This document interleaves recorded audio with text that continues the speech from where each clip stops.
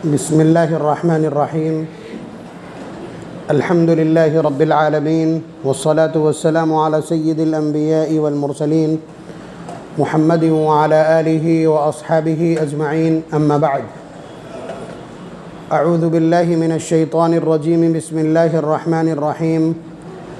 إنما الصدقات للفقراء والمساكين والعاملين عليها والمؤلفة قلوبهم وفي الرقاب إلى آخر الآية. وقال تعالى: وَلِتُكَبِّرُوا اللَّهَ عَلَى مَا هَدَاكُمْ وَلَعَلَّكُمْ تَشْكُرُونَ. رمضان المبارک کا مہینہ اپنے آخری پڑاؤ پر ہے.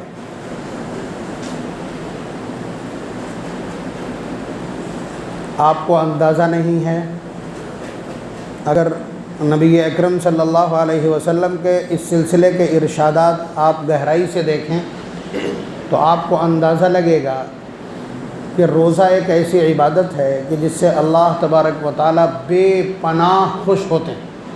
بے پناہ یعنی جس کا آپ اندازہ نہیں کر سکتے، اتنا خوش ہوتے ہیں. یہی وجہ ہے کہ ہر چیز کا جو اجر ہے، ہر چیز کا جو ثواب ہے، ہر عمل کا جو بدل ہے، وہ سب کا سب فرشتوں کو معلوم ہے، وہ لکھتے جاتے ہیں. نماز کا اجر لکھ دیتے ہیں، خیرات، صدقات، زکوٰۃ، اچھے بول، صلہ رحمی، ہر چیز کا. لیکن روزے کے آگے کا جو کالم ہے وہ بلینک رہتا ہے. اس میں اللہ تبارک و تعالیٰ نے منع کر رکھا ہے. اللہ تعالیٰ نے اتنا فرمایا ہے کہ الصوم لی، کہ روزہ خالص میرے لیے ہوتا ہے، وَأَنَا أَجْزِي بِهِ، اور میں خود اس کا بدل ادا کروں گا. جب روزے دار بتاتا نہیں ہے کسی کو کہ میں روزہ ہوں، روزے دار کی کوئی ہیئت یہ بتلاتی نہیں ہے کہ وہ روزے دار ہے، کوئی دکھاوا نہیں ہے اس کے اس عمل میں، تو پھر اللہ تبارک و تعالیٰ نے بھی یہ طے کر دیا کہ ہم بھی بتلائیں گے نہیں اور براہ راست اس کا بدل عنایت کریں گے. اس کے پیچھے جا کر کے آپ اندازہ لگائیے کہ روزے میں جو اخلاص موجود ہے. مثلا اس مجمع میں کتنے لوگ روزہ ہیں، آپ کے پاس کوئی ایسا پیرامیٹر اور تھرمامیٹر نہیں ہے کہ جس کے ذریعے سے آپ یہ بتلا دیں کہ یہ روزہ. کوئی بے روزدار ہے اور دعویٰ کر دے کہ میں روزے دار ہوں، آپ کے پاس کوئی تھرمامیٹر نہیں جس سے آپ اسے جسٹیفائی اور کلاسیفائی کر دے کہ یہ روزے دار نہیں ہے. الا یہ کہ آپ کھاتے ہوئے دیکھ لیں، تو کھاتے ہوئے تو کبھی روزدار کو بھی دیکھ سکتے ہیں آپ. روزدار دھوکے سے اگر کھا لے تو کیا ہوتا ہے؟ کچھ نہیں ہوتا، پیٹ بھر کے کھا لے تب بھی. بلکہ فقہا نے تو اتنا تک کہا ہے کہ اگر بوڑھا کمزور آدمی روزے سے ہے اور وہ کچھ کھا رہا ہو تو یاد مت دلانا، دائیں بائیں ہو جانا، دھوکے سے کھا رہا ہے. یہاں تک رعایت کی ہے. تو بہرحال آپ اللہ تبارک و تعالیٰ کے اس اعلان سے اور اس بدلے سے، اس اجر سے یہ اندازہ کر لیجئے کہ یہ ایک ایسا عمل ہے جس سے اللہ تبارک و تعالیٰ بے پناہ خوش ہوتے ہیں. جیسے کوئی آدمی کسی بچے کے کسی کارکردگی کی سے یا اپنے ہی بچے کی کسی کارکردگی سے خوش ہو جائے اور کہے بیٹا بتا کیا چاہیے تجھے، یا جیب میں سے سارے پیسے نکالے اور سب اس کے سامنے ڈال دیجئے، بیٹا جتنے چاہے لے لے. یہ جو بے خودی سی ہے نا، اللہ تبارک و تعالیٰ وہی شو کرانا چاہتے ہیں کہ بندے نے جب انتہا کر دی ہے. یہ تقویٰ ہے، اسی کو تقویٰ کہتے ہیں. اللہ تبارک و تعالیٰ کا ڈر ہے اس کے پاس، اس کے علاوہ اخلاص ہے. اخلاص آپ دیکھیں کتنی سیکریسی ہے روزے کی عبادت میں، سیکریسی کتنی ہے، پوشیدگی اور اختفاء کتنا ہے. اور یہ اللہ تعالیٰ کو بہت زیادہ پسند ہے کہ میرے سوا پتہ نہ چلے کسی کو کہ عبادت کر رہا. لا يعلم شمالہ ما انفق یمینہ، کہ اس کے بائیں ہاتھ کو پتہ بھی نہ چلنے پائے کہ اس کے دائیں نے کیا خرچ کیا ہے. یہ صدقے کی سینس ہے، یہ صدقے کا اعلیٰ معیار ہے. یا اسی طرح سے آپ دیکھیں کہ رمضان المبارک میں اب تو کچھ نہیں، جب مئی میں روزے ہو رہے تھے 15 سے 15.5 پونے 16 گھنٹے کا روزہ تھا اور ایک ایک منٹ 7 بجے کے آس پاس کاٹنا مشکل ہوتا تھا، بچے بے ہوش ہو جایا کرتے تھے. ایسے وقت میں ٹھنڈا برف سے بھرا ہوا گلاس اور جگ پاس رکھا ہوتا تھا کہ کیسے ہی اجازت ملے اور پورا اونڈیل لیں. لیکن مجال ہے کبھی کسی نے آدھا منٹ پہلے تک اس کو ہاتھ لگایا ہو. تو بندگی کی یہ شان اور بندگی کا یہ نمونہ اور پابندی اور اللہ تبارک و تعالیٰ کی حدود کا یا سیما ریکھا کا اتنا زیادہ پاس و لحاظ کرنا، یہ عبدیت کی وہ شان ہے جو پورے سال یا زندگی میں کبھی نظر نہیں آتی۔ تو اللہ تعالیٰ کا پیار یوں ہی نہیں ہے، بندگی بھی اعلیٰ درجے کی ہے، اس لیے اللہ تبارک و تعالیٰ کا پیار بھی ہے۔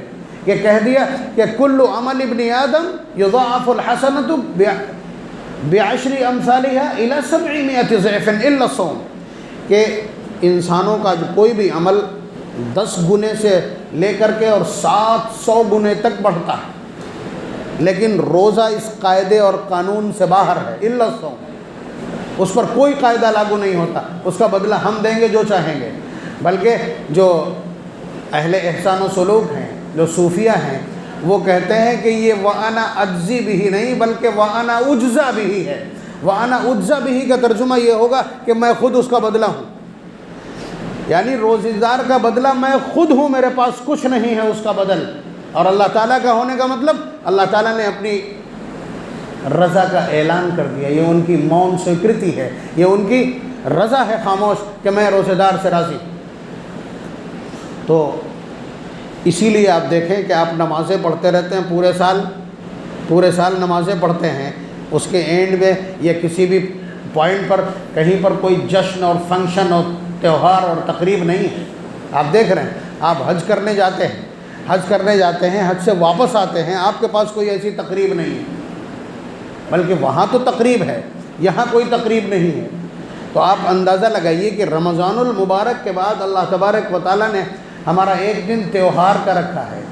ہم نے تہوار کا مطلب سیوئی کھانا، چنے چھولے کھانا سمجھ لیا ہے، نئے کپڑے پہننا سمجھ لیا ہے، اور موٹر سائیکل لہرانا سمجھ لیا ہے، جبکہ ایسا نہیں ہے۔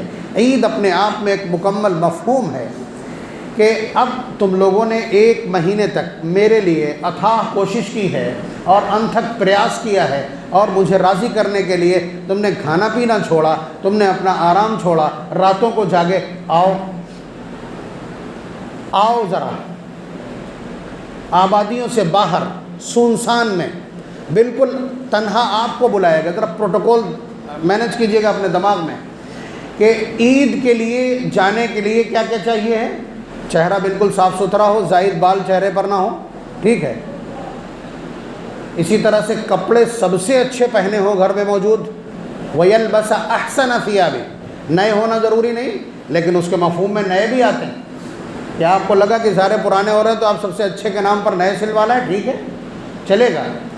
اس کے علاوہ آپ کی زبان پر جو کچھ بھی چلتا ہو اس میں سب سے بہترین کیا ہے؟ اللہ اکبر، اللہ اکبر، لا الہ الا اللہ۔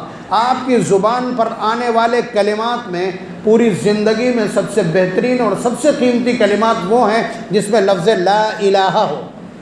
بات سمجھ رہے ہیں آپ؟ تو اس دن کا جو آپ کا نغمہ ہے، اس دن کا جو آپ کا اینتھم ہے، اس دن کا جو آپ کی شہنائی اور ترانہ ہے، وہ یہی ہے، اللہ اکبر، اللہ اکبر، لا الہ الا اللہ، اللہ اکبر، اللہ اکبر وللہ الحمد۔ تو بات سمجھ رہے؟ زبان کا بھی بہترین استعمال، چہرے کا بہترین استعمال کیا ہے کہ اس چہرے پر مسکان سجی ہو، دیکھنے والا بھی خوش ہو جائے۔ یہ بھی طے ہے، یہ بھی لازم ہے، یہ بھی اس دن کا پروٹوکول ہے کہ آپ کا چہرہ چمکتا ہوا حشاش بشاش ہونا چاہیے، خندہ روئی ہونا چاہیے۔ جو آداب بیان کیے گئے ہیں ان کا ترجمہ یہ ہے کہ کوئی سمجھے نا کہ منہ بسورے ہوئے، یعنی کوئی بھی شخص آئے اس کا استقبال خندہ روئی سے کرنا۔ اس کے علاوہ نبی اکرم صلی اللہ علیہ وسلم نے اس دن کے جو احوال بیان کیے ہیں وہ یہ کہ اللہ تبارک و تعالیٰ فجر کے بعد فرشتوں کی بڑی جماعتیں زمین پر اتارتے ہیں، وہ سارے کے سارے ناکوں پر کھڑے ہو جاتے ہیں، علی افواہ السکک۔ بات سمجھ رہے ہیں آپ کہ وہ فرشتے ہر گلی کے مہانے پر کھڑے ہو جاتے ہیں اور آواز لگاتے ہیں۔ آواز کیا ہے؟ ہلموا الی رب کریم، لوگوں چلو اپنے کریم پالنہار کی بارگاہ کی طرف، یعط الجزیل جو بہت دینے والا ہے، ویعفو عن العظیم اور بڑے سے بڑے گناہ کو معاف کرنے والا ہے۔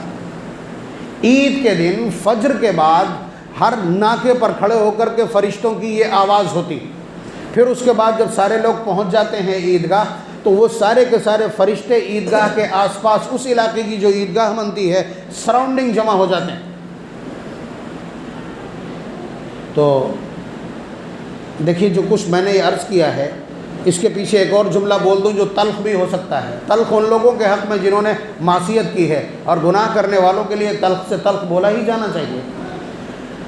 عید ان لوگوں کی ہے جنہوں نے روزے رکھے ہیں اور تراویح پڑھی ہے، اس کے سوا کسی کی عید کا کوئی تصور اسلامیات میں نہیں.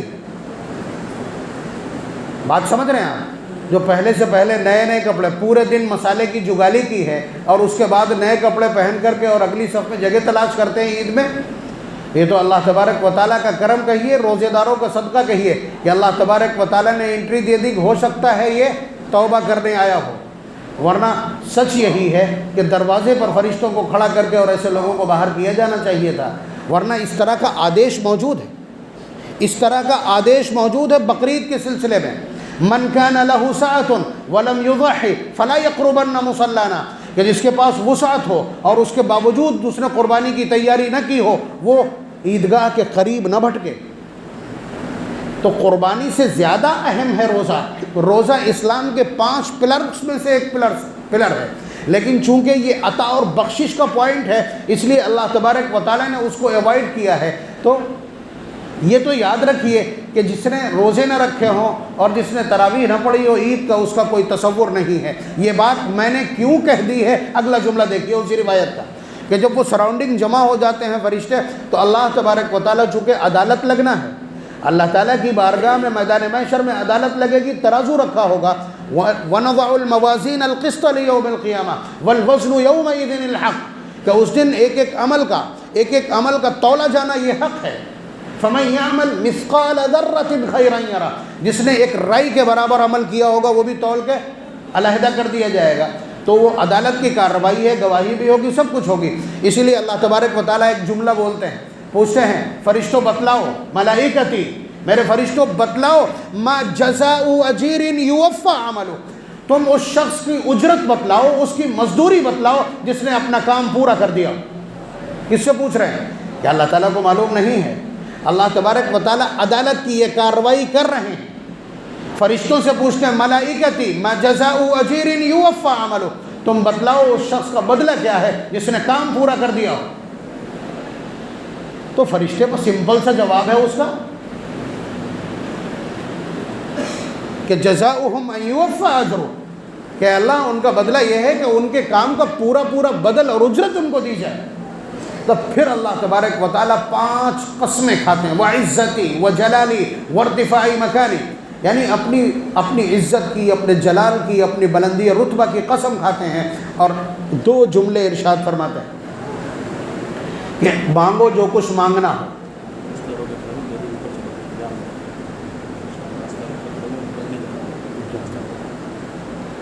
بھائی اوپر جگہ ہے اور اوپر سائے کا انتظام بھی ہے، اوپر چلے جائیں، راستہ نہ روکیں تاکہ صفیں اطمینان کے ساتھ بنی رہیں. اللہ تبارک و تعالیٰ فرمائیں گے کہ تم اپنی آخرت کے بارے میں آج جو کچھ مانگو گے وہ بلا کم و کاست دے دوں گا، اس پر کوئی سنوائی نہیں کرنی مجھے، اس پر کچھ نہیں بولنا، اس میں کمی زیادتی نہیں کرنا. آخرت کے بارے میں جو کچھ مانگو گے دے دوں گا. دنیا کے بارے میں جو کچھ مانگو گے تو میں مصلحت دیکھوں گا کہ تمہیں دیا جانا ٹھیک ہے یا نہیں. اگر دیا جانا ٹھیک ہوگا تو وہ دے دوں گا. پھر آخر میں فرماتے ہیں ارجعوا مغفورا لکم، جاؤ تم سب بخشے بخشائے. فرشتوں سے کہتے ہیں تم گواہ ہے نا، تم گواہ ہے نا. تو یہ عید کے دن کی کارروائی ہے. اس مضمون میں یہ بات سمجھ میں آ رہی ہے کہ نہیں؟ مزدور کون ہے، مزدوری کس نے کی ہے، رمضان المبارک کی مزدوری کیا ہے، یہ سمجھ میں آیا نا. تو اللہ تعالیٰ اسی لیے پوچھ رہے ہیں کہ نماز اور تراویح کے ذریعے، یہ الفاظ بھی ہیں روایت میں، نماز اور تراویح کا تذکرہ بھی ہے، قیام اور صیام کا، کہ اللہ تبارک و تعالیٰ یہ پوچھ کر کے پھر اس کے بعد مغفرت کا فیصلہ کر دیتے ہیں. ٹھیک ہے، یہ بات یہاں پہ مکمل ہو گئی. اس لیے عید کے دن فجر کے بعد تیاری کر کے وقت سے پہلے پہنچیں، وقت سے پہلے عیدگاہ پہنچیں. دوسری اور اہم بات کہ اللہ تبارک و تعالیٰ نے عید کے دن کو خوشی کا دن بنایا ہے. یعنی یہ خوشی کیسی ہوئی؟ پھر سرکاری ہوئی نا، اسلامک پوائنٹ آف ویو سے سرکاری ہوئی کہ یہ خوش ہونے کا دن ہے. کس نے فیصلہ دیا ہے؟ اللہ تعالیٰ نے فیصلہ دیا ہے. اب آپ میں سے کسی کو اس دن غمگین رہنے کا اختیار ہے؟ کسی کو غمگین رہنے کا، غمزدہ رہنے کا اختیار ہے نہیں ہے۔ اس لیے یاد رکھیے گا، پورے سال میں جن کے یہاں اموات ہوئی ہوں، وفیات ہوئی ہوں، لوگوں کے انتقال ہوئے ہوں، غیر مسلمین اور کافروں کی طرح ہولی اور دیوالی جس طرح اٹھتی ہے، ان کے گھروں میں تہوار کے دن ماتم کیا جاتا ہے، ان کا تہوار اپنا خانہ زاد ہے، ہوم میڈ ہے اور اپنے یہاں بنایا گیا ہے۔ ہمارا تہوار اس طرح کا نہیں ہے، ہمارا تہوار خدا داد ہے۔ ہمارے پالنہار نے طے کر دیا ہے کہ یہ دن تمہارے لیے خوشی کا ہے، اس دن تم روزہ نہیں رکھ سکتے، روزہ رکھنا حرام ہے، تو اس دن ماتم کرنا یا غمگین ہونا، یاد رکھیے گا، ممنوع قرار پائے گا۔ اور جو شخص اللہ تبارک و تعالیٰ کے مقابل کھڑے ہو کر کے خوشی کے اس دن میں غم کا اظہار کرے گا تو غم کبھی چھوٹے گا نہیں، اس لیے کہ مقابلہ کیا، یہ بھی نوٹ کر لیں۔ اس کے علاوہ سب سے اہم بات جو عرض کرنی تھی، اس کے لیے وقت کم رہ گیا، کہ یہ اسلامی تہوار ہے، قومی خوشی کا دن ہے اور ملی اعتبار سے مسرت کا دن ہے، یعنی اس دن ہر شخص کا خوش رہنا ضروری ہے، لیکن خوشی اسی کو ہوتی ہے جس کے اوپر مشکلات نہ ہوں، جس کے پاس مشکلات نہ ہوں۔ ایک بیوہ ہے جو بے سہارا ہے، ٹھیک ہے، اس کے 4 بچے ہیں، چھوٹے چھوٹے ہیں، 7-8 سال کے ہیں، جو عید میں سب سے بڑا پارٹیسپیشن رکھتے ہیں۔ وہ 5 دن پہلے آئے ہوئے کپڑوں کو بار بار الماری سے نکال کر کے پھیلا کے بیٹھ جاتے ہیں، دیکھتے ہیں، بار بار اپنی چپلیں اپنے ساتھیوں اور پڑوسیوں سے ملاتے ہیں، بار بار پیسوں کے لیے ماں سے اپنا میچ فکس کرتے ہیں کہ مجھے اتنے پیسے دینا، مجھے اتنے پیسے دینا، تم اتنے دینا، تم اتنے دینا۔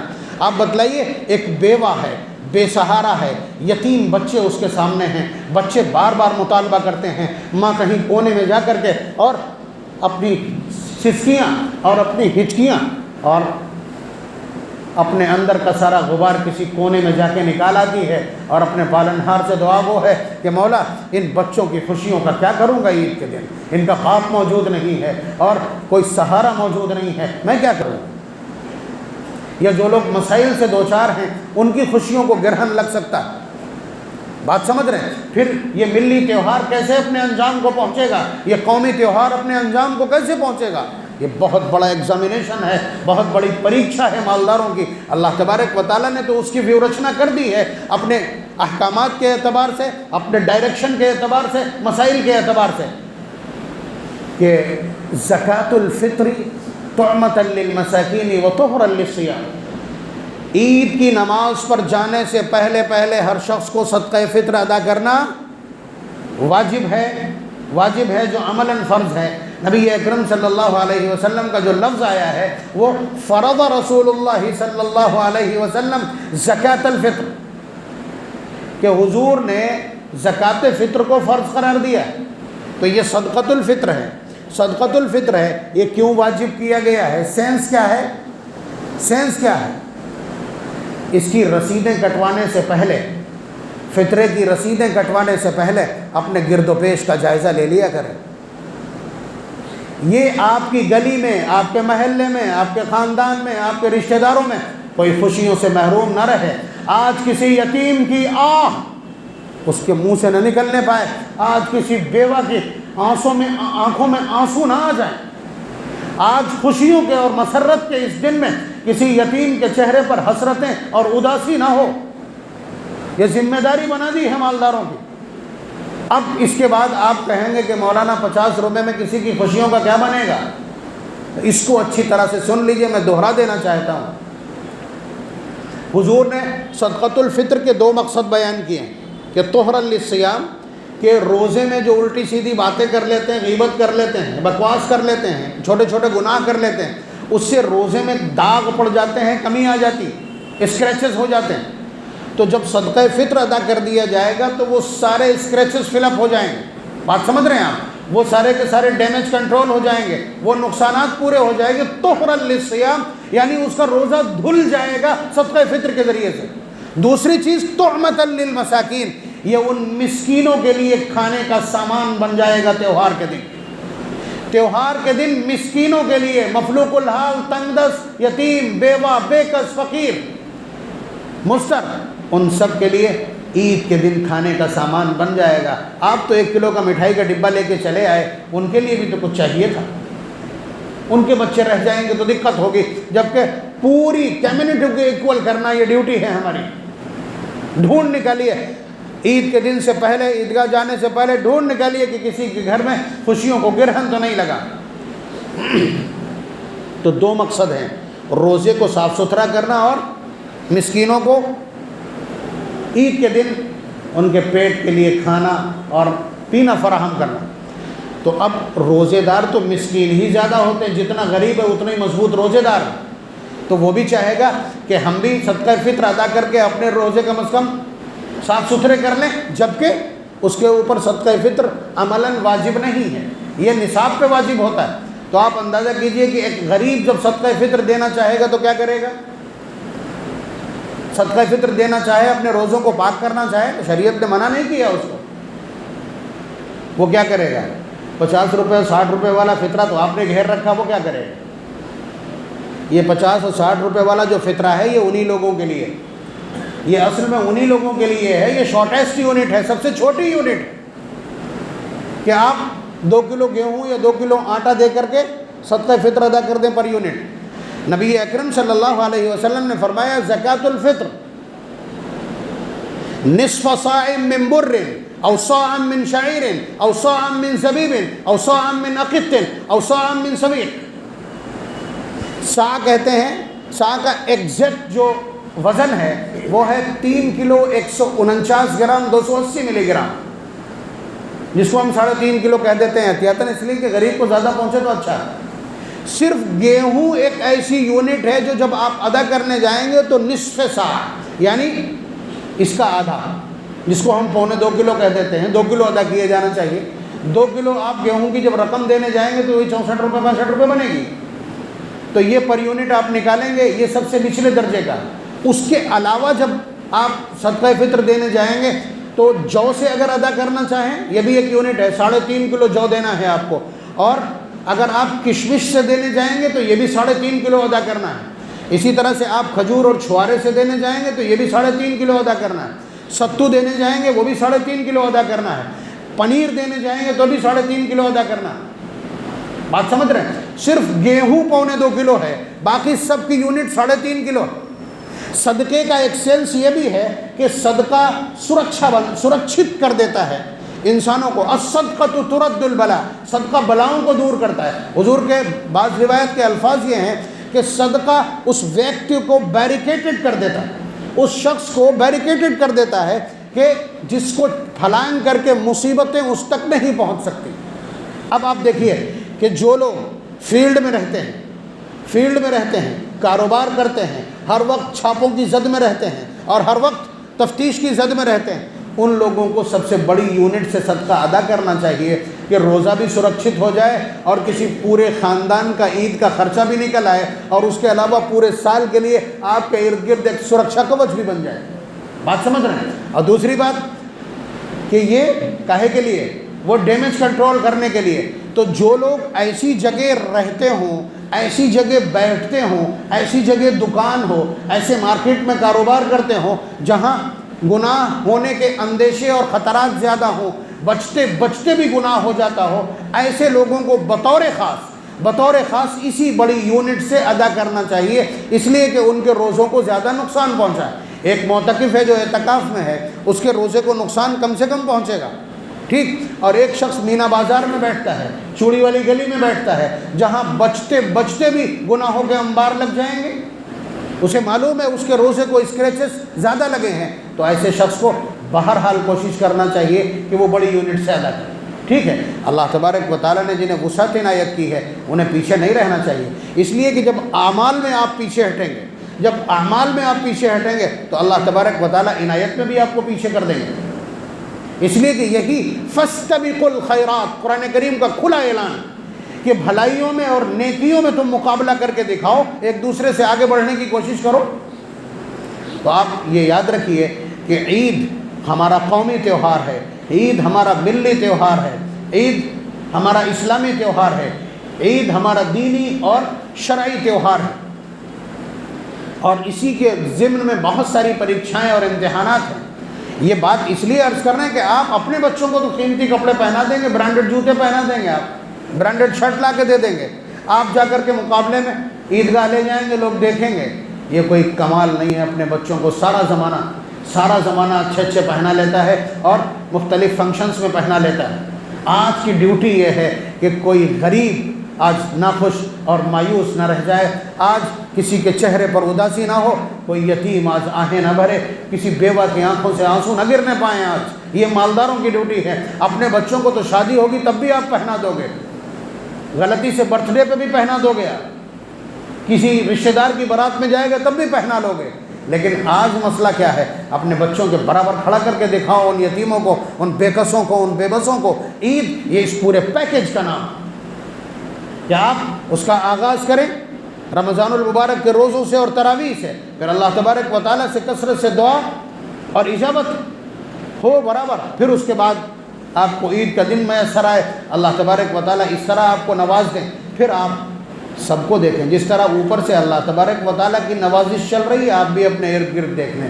تو صدقہ فطر غریبوں والا نہ ادا کر کے آپ بالکل وہیں پہ ٹھہرے ہوئے، تھوڑا پیچھے ہٹیے، آپ جو سے ادا کیجیے۔ جو کی قیمت گیہوں کے آس پاس ہی ہے، 30 روپے کلو 32 روپے کلو ہے، ٹھیک ہے، لیکن 3.5 کلو ادا کرنا، 3.5 کلو ادا کرنا ہے، 200 105 روپے کا ہوگا۔ وہاں سے ہٹیے، آپ ہٹیں گے، آپ خرچ زیادہ کریں گے اللہ کی بارگاہ میں، اللہ تبارک و تعالیٰ بھی آپ کے لیے تھوڑا سا ریگولیٹر اور آگے بڑھا دیں گے کہ اس کے لیے خزانوں کو تھوڑا اور کھول دو، اس نے ادھر یتیموں اور مسکینوں کے اوپر خزانہ کھولا ہے۔ تو یہ اللہ تبارک و تعالیٰ کا ایک نظام ہے۔ عید کو عید کی طرح منایا جانا چاہیے، عید قومی اور ملی تہوار ہے، اس کو اسی طرح منایا جانا چاہیے۔ نوجوان نسل کو بتا دیں کہ یہ اوروں کی طرح کسی ہنگامے اور تماشے اور شور شرابے کا دن نہیں ہے، بلکہ ہم لوگ عبد ہیں، اللہ تعالیٰ نے ہمیں عبدیت کے لیے پیدا کیا ہے، بندگی کے لیے پیدا کیا ہے۔ تو ہمارا خوشی کا دن آیا تو ہم نے اس بندگی میں اضافہ کر کے 2 رکعت بڑھا لی۔ اس میں بندگی پوز کرانی ہوتی ہے جب بھی خوشی کا دن ہو، جیسے کوئی خوشیت دن ہے آپ نے صدقہ کر دیا، یہ بھی بندگی ہے۔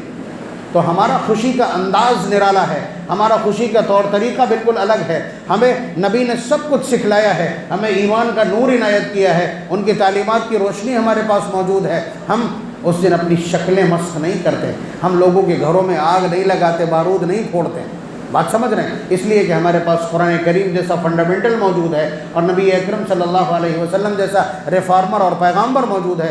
اللہ تبارک و تعالی ہم سب کو عید کی خوشیاں مبارک فرمائے اور ہم سب کو رمضان المبارک کے ان اعمال کی قبولیت بھی میسر فرمائے، اور رمضان المبارک کے ختم سے پہلے ہماری مغفرت کا سامان اور ہماری مغفرت کا اعلان بھی فرما دیں، بلکہ پوری امت کو معاف فرما دیں۔ وآخر دعوانا ان الحمدللہ رب العالمین۔ عید کی نماز 8:30 بجے، عید کی نماز 8:30 بجے ہوگی عیدگاہ میں۔